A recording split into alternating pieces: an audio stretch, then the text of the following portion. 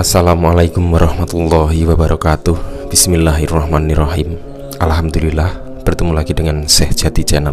Keluarnya sukma dari badan. Untuk memahami ini, pemahaman kita harus mulai memasuki ranah rohani. Ini adalah bukan lagi pelajaran yang mudah untuk bisa diterima oleh akal manusia.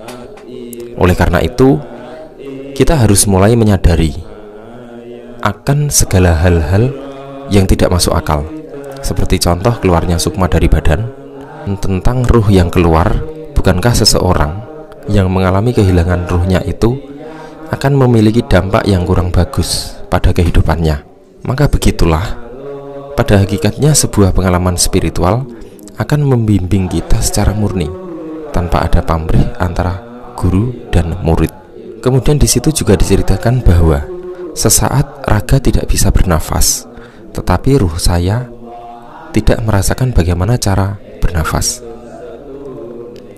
dan tetap urip. Dan beliau bilang, seperti inilah rasanya ketika ruhmu keluar, tapi tidak bicara dengan mulut, hanya batin yang saling berkomunikasi. Yang masih bernafas itu adalah manusia. Maka yang terjadi di dalam mimpi Anda itu adalah Anda bukan manusia, tapi ruh manusia. Jadi sudah benar jika saat itu tidak merasakan adanya nafas, maka saat itu adalah kesadaran Anda sedang ada di alam ruh. Jadi hidupnya ruh itu tidak memerlukan nafas. Mungkin Anda pernah mendengar tentang pujian-pujian Jawa setelah sholat tarawih berikut ini.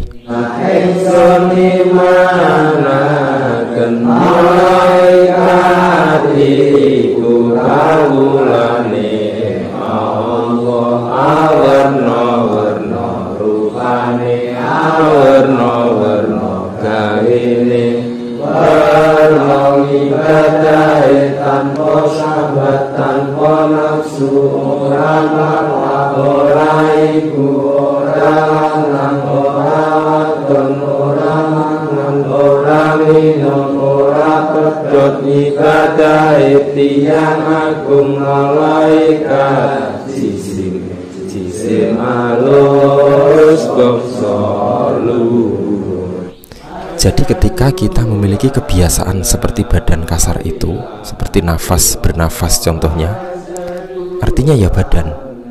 Dan mereka, ruh atau sukma, itu tidak memerlukan nafas untuk hidup, tidak memerlukan makan, minum, dan lain sebagainya.